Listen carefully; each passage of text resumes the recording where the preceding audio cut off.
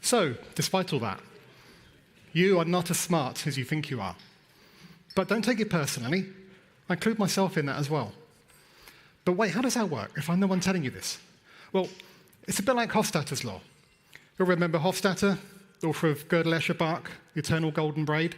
Well, he coined Hofstadter's law, which reads, it always takes longer than you expect, even when you take into account Hofstadter's law. So it's self-referential. See how it works? So similarly, Phil's law is you're not as smart as you think you are, even when you take into account Phil's law.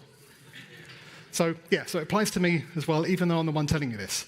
But what are we really talking about here? And how bad is the situation?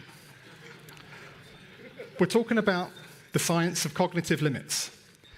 And to explain what I mean, I want to talk for a moment about magic numbers. Specifically the magic number 7. And if I add plus or minus 2, some of you may recognize where we're going with this.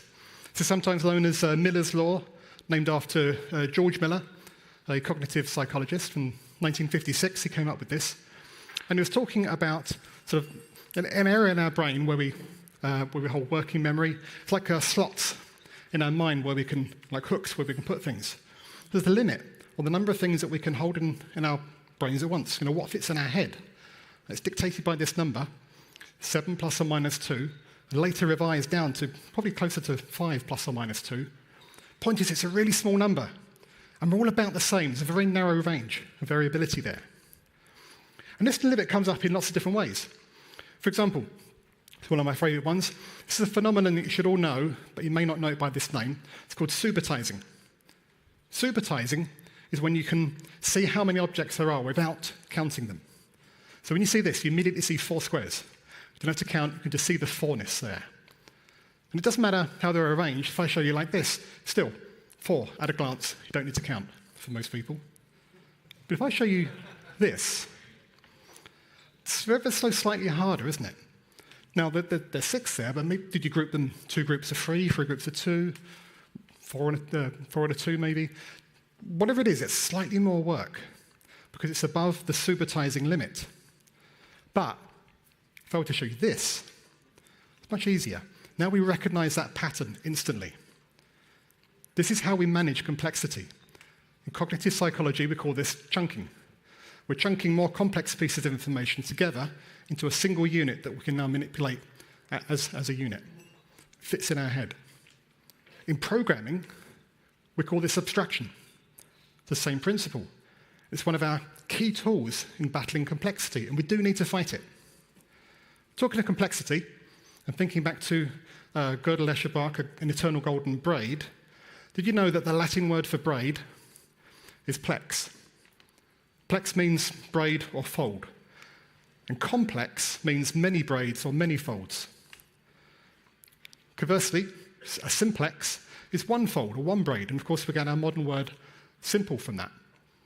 So when we talk about simple versus complex, we're not talking so much about many things, but the interaction between those things, the crossing over, the folds, the braids. And looking at these illustrations, it's the same number of strands on each side. But on the simple side, you'll have no problem following from one end to the other because there's no folds. Whereas on the complex side, you have to watch very carefully as you trace it down. There's only 4 strands. We have a ridiculously low cognitive limit that's making this really hard for us to work with. No wonder we have such a problem with the complexity in our software, holding this all in our head because we're all about as smart as each other, which is to say not very smart, I'm afraid.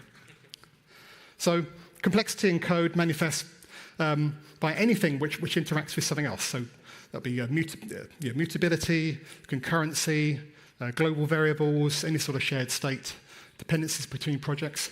These are all things that we know make our software more complex, and this is why. We need to fight this with abstractions and other tools. And I could go on, I could do a whole talk on this. In fact, I have done. You can find it on my website, levelofindirection.com. Go to the appearances page, search for Seeking Simplicity. I've got a couple of versions there. Of course, other people have done some great talks on simplicity as well. Just seek those out. Kate Gregory's done a particularly good one recently. I do encourage you to watch that. So it just remains for me to remind you that we're not as smart as we think we are, even when we take into account Phil's law. Thank you.